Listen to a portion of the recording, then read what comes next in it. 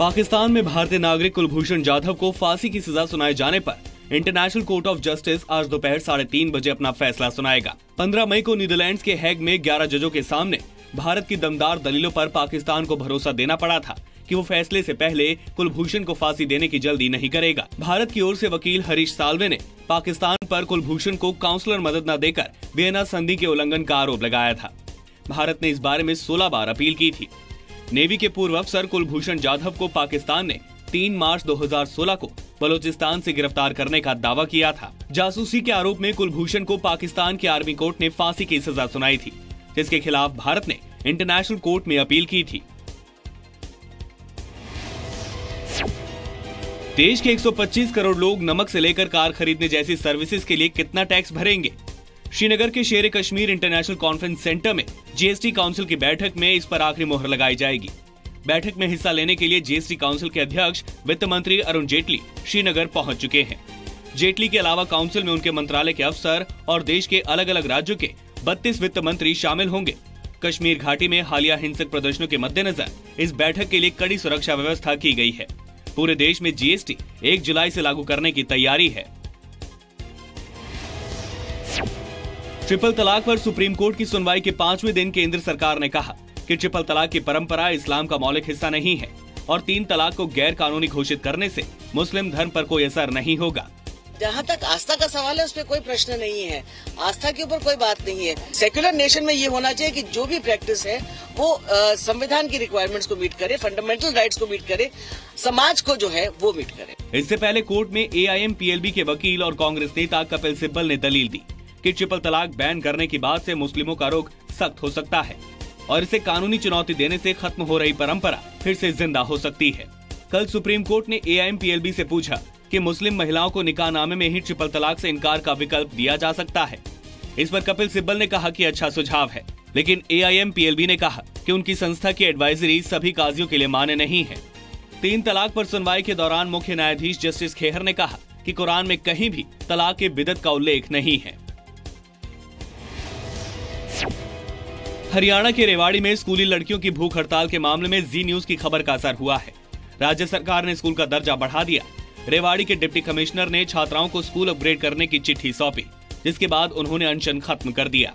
माननीय मुख्यमंत्री जी के साथ मंत्रणा करने के बाद गोठड़ा का जो विद्यालय है उसका दर्जा हमने बढ़ा दिया है। जीत गए हम, ये लड़ाई हमें पता था हम जीत लेंगे। बस हम तो देश की सेवा करेंगे, जो हमारे काम होगा वो हम जरूर करेंगे देश के लिए। रेवाड़ी के गोठड़ा ठप्पा डहीना गांव में पहले 10वीं तक ही पढ़ाई होती थी, अब स्कूल में 12वीं तक की पढ़ाई होगी। लड़कियां यहां 8 दिनों से अनशन पर बैठी थी।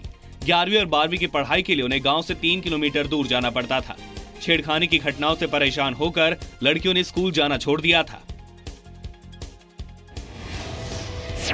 प्रधानमंत्री मोदी 29 मई से 3 देशों की विदेश यात्रा पर जा रहे हैं। पीएम जर्मनी, स्पेन और रूस के दौरे पर जाएंगे। प्रधानमंत्री अपनी 5 दिनों की विदेश यात्रा जर्मनी से शुरू करेंगे। 31 मई को पीएम स्पेन में होंगे, जबकि 1 जून को उन्हें रूस पहुंचना है। प्रधानमंत्री की जर्मनी और स्पेन की यात्रा द्विपक्षीय यात्रा होगी। रूस के दौरे में पीएम को स्पिफ यानी Saint Petersburg International Economic Forum में हिस्सा लेना है। इस दौरान प्रधानमंत्री मोदी और रूस के राष्ट्रपति व्लादिमीर पुतिन की मुलाकात की उम्मीद है, जिसमें कारोबार, निवेश और रक्षा परमाणु सहयोग पर भी बात हो सकती है। दिल्ली के मुख्यमंत्री अरविंद केजरीवाल के खिलाफ मानहानि केस में वित्त मंत्री अरुण जेटली और वरिष्ठ वकील राम जेठमलानी के बीच तीखी बहस हुई। दिल्ली हाईकोर्ट में बहस के दौरान केजरीवाल के वकील राम जेठमलानी के एक शब्द पर जेटली ने कड़ी आपत्ति जताई। Ram Jethmalani crossed all limits of decency during the course of cross examination of Mr. Arun Jaitley. He started making personal allegations.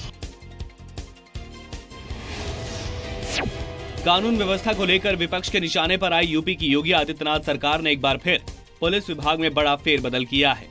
Uttar Pradesh सरकार ने 67 IPS अधिकारियों का तबादला किया है। पुलिस भर्ती और प्रमोशन बोर्ड के ADG SN रावत को इलाहाबाद जोन का ADG बनाया गया है। बरेली के SSP आकाश कुलहरी और इलाहाबाद के SSP शलभ माथुर को हटाया गया है। ताजा फेरबदल को मिलाकर योगी सरकार अब तक करीब 200 बड़े पुलिस अधिकारियों का तबादला कर चुकी है।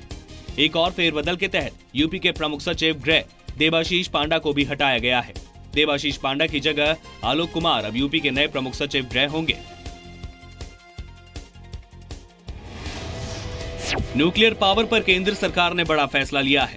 मोदी कैबिनेट ने देश में 7000 मेगावाट के 10 स्वदेशी हैवी वाटर रिएक्टर लगाने की बुधवार को मंजूरी दे दी। सरकार का दावा है कि इससे देश में 70,000 करोड़ का नया बिजनेस तैयार होगा और 33,000 से ज्यादा नई नौकरियों के अवसर बनेंगे। देश में रोजगार के अवसर बने, देश स्वावलंबी बने, देश आत्मनिर्भर बने, self sufficient, self reliant nation. This reflects a growing strength of India. Cabinet ने कई और भी फैसले लिए। कैबिनेट ने पावर सेक्टर से लिए गए कोल लिंकेज पॉलिसी शक्ति को भी मंजूरी दी। इससे पावर प्लांट्स को ईंधन की सप्लाई सुनिश्चित हो सकेगी। कैबिनेट ने ब्लैक मनी से जुड़ी टैक्स संधि में भी संशोधन का फैसला किया। इसे लागू करने के लिए भारत मल्टीलेटरल कन्वेंशन पर हस्ताक्षर करेगा। कैबिनेट ने मैटरनिटी बेनिफिट प्रोग्राम को भी मंजूरी देने का बड़ा फैसला किया। इसका फायदा सिर्फ पहले बच्चे के जन्म पर मिलेगा। कैबिनेट ने public premises eviction of unauthorised occupant act में भी संशोधन को मंजूरी दी। इससे सरकारी बंगलों में टर्म पूरा होने के बाद भी डटे नेताओं अफसरों को बंगले से बाहर किया जा सकेगा।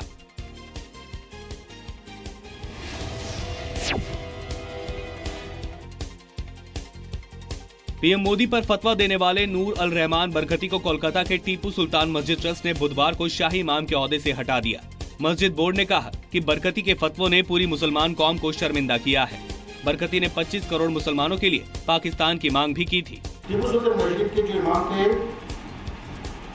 जनाब नूर रहमान बरकती, उनको हटाने के लिए बाकायदा लीगल नोटिस हम लोग भेज चुके। वो आज की तारीख के बाद टीपू सुल्तान मस्जिद के इमाम नहीं रहे। लेकिन बरकती ने शाही इमाम का पद छोड़ने से इनकार करते हुए कहा कि वो फैसले को कोर्ट में चुनौती देंगे। बरकती ने आरोप लगाया कि मस्जिद ट्रस्ट में आरएसएस के लोग घुस चुके हैं। इमाम है, वो किसी का गुलाम नहीं है। उसको कोई टर्मिनेटेड का लफ्ज नहीं आ सकता, उसको कोई सैलरी नहीं दी जा सकती। अगर ऐसा होता तो हम लोग बोर्ड से 2,500 रुपया लेते। बरकती ने गाड़ी से लाल बत्ती हटाने के केंद्र सरकार के फैसले को भी मानने से इनकार कर दिया था। इसे लेकर ममता बनर्जी को अपशब्द भी कहे थे। देश के बड़े रेलवे स्टेशनों में आंध्र प्रदेश का विशाखापट्टनम सबसे साफ रेलवे स्टेशन है, जबकि बिहार का दरभंगा सबसे गंदा। क्वालिटी काउंसिल ऑफ इंडिया के एक सर्वे में बात सामने आई है। बड़े स्टेशनों की साफ सफाई के मामले में विशाखापट्टनम के बाद तेलंगाना का सिकंदराबाद दूसरे और जम्मू तवी स्टेशन तीसरे नंबर पर रहा। दिल्ली का आनंद विहार स्टेशन सर्वे में 5वें, जबकि वाराणसी 14वें नंबर पर रहा। छोटे स्टेशनों में पंजाब का ब्यास सबसे साफ है, जबकि बिहार का जोगबनी सबसे गंदा। कुल मिलाकर 407 स्टेशनों का सर्वे किया गया, जिनमें से 75 बड़े और 332 छोटे स्टेशन हैं। अभी 200 ट्रेन का भी थर्ड पार्टी ऑडिट क्लीनलीनेस के तहत हम करेंगे और ये उम्मीद है आगे अगले साल में शायद टैक्स का भी हम करेंगे।